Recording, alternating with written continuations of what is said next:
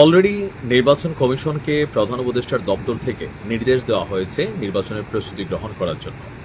গতকালকে জাতির উদ্দেশ্যে দেওয়া ভাষণে একটা জিনিস স্পষ্ট করা হয়েছে ডক্টর মোহাম্মদ ইউনূসের পক্ষ থেকে যে আগামী ফেব্রুয়ারিতে জাতীয় নির্বাচন হবে এবং তা রমজানের আগে। বিএনপি বিষয়টাকে স্বাগত জানিয়েছে। জামাত অনেকটা হতাশ। জামাত কিন্তু নতুন ঘোষণা দিচ্ছে, সেটা পরের ভিডিওতে বলছি। বাট হঠাৎ করেই আমাদের এনসিপির নেতাদের কেন্দ্রীয় 5 জন যখন কক্সবাজারের রিল্যাক্স মোডে আছেন, যারা ঢাকায় আছেন ব্যস্ত শহরে, তারা ব্যস্ত আছেন সরকারের এই জুলাই সনদপত্র নিয়ে কিছু বক্তব্য দিয়েছেন এবং নির্বাচনের আগে তারা বেশ কিছু জিনিস সরকারের কাছে প্রতিশ্রুতি চেয়েছেন। এখন এই জিনিসগুলা নির্বাচনের আগে আদৌ কি ডক্টর ইউনূসের দেওয়া সম্ভব? এবং জুলাই সনদে ডক্টর ইউনূস যে জিনিসগুলা পাঠ করছেন বা সামনে আসছে, সেখানে ডক্টর ইউনূস যে কতটুকু কি করতে পারবেন এটা কিন্তু মানুষ বুঝে গেছে। তিনি এখানে ম্যাক্সিমাম জিনিস পরবর্তী সংসদীয় যেই সরকার আসবে জনগণের ভোটে, সেই সরকারের উপর কিন্তু অনেক কিছু ট্রান্সফার করে দিচ্ছেন। আর এনসিপির বক্তব্য ছিল যে সংসদের ভিতরে না দিয়া আপনি থাকতে কাকা আপনি কইরা দিয়া যান।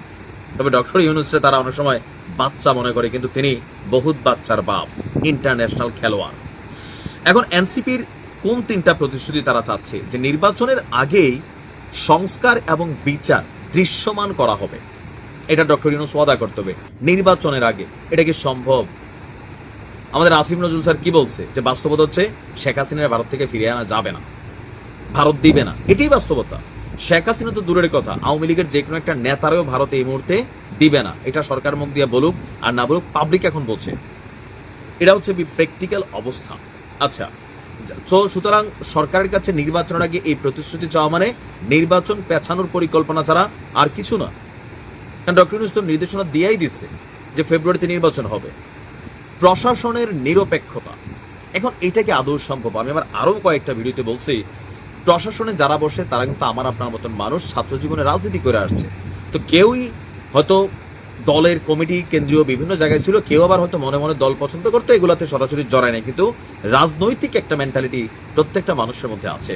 তো যখন যেই সরকার ক্ষমতায় থাকে, সেই সরকারের যারা সমর্থক আছেন প্রশাসনের বিভিন্ন জায়গায়, তারাই অ্যাডভান্টেজ নেন, এটা তো বাস্তবতা। আর প্রশাসনকে এদেশের রাজনীতিবিদরা তারা কি নিরপেক্ষ থাকতে দিছে? এনসিপি নিজেই কি দিছে? ছোটাই নিয়ে আসছে না হান্নান মাসুদ গিয়া চান্দাবাজ কয়েকটারে মুস্তাকা দিয়া? তো এখানে সে কি প্রশাসনরে নিরপেক্ষ কাজ করতে দিচ্ছে? দেয় নাই। তো এটাই হচ্ছে রিয়েলিটি।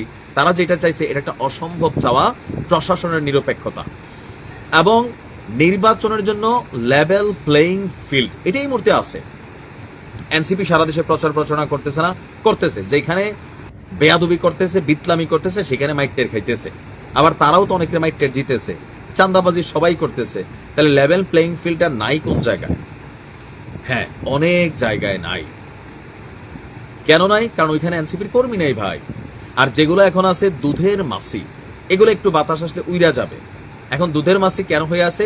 ওই যে রিয়াদের মতো কোটি কোটি টাকা তারা বাণিজ্য করার, ধান্দা করার, আরো যারা আছে বিভিন্ন জায়গায় যাদের বিরুদ্ধে অভিযোগ আছে, এরাই সে দলটার উপরে বিভিন্ন জায়গায় মাইকিং টাইকিং করে কথা বইলা, ছবি টবি তুইলা এরা কিন্তু বোঝাচ্ছে ভাই আমরা আছি।